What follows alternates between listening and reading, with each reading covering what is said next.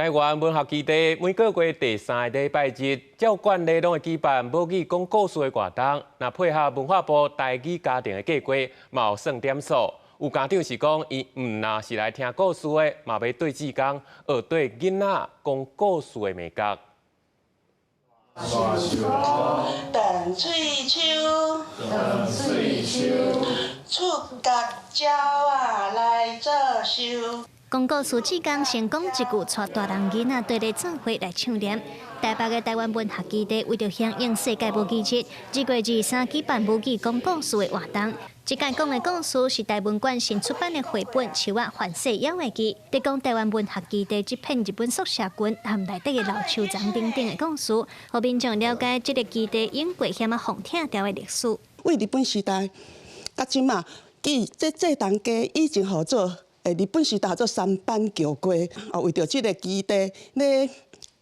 拆掉进前吼，宝贵只都徛出来讲这个基地袂使当拆掉，这个是文化保留，是我细汉时阵咧佚佗所在，是阮这搭共同的回忆。志工表示，伊伫遮用台语讲故事已经讲半档，这几年看到愈来愈侪台语绘本的出版品，嘛，互伊甲真济用要放袂记的台语搁捡倒来。一寡为着台语家庭计划要捡点数的家长，嘛，带囡仔做伙来听故事，算验国规。家长表示，来参加这种活动，嘛，通学着参囡仔讲故事的技巧。参加这种活动是看无共款的老师的表现，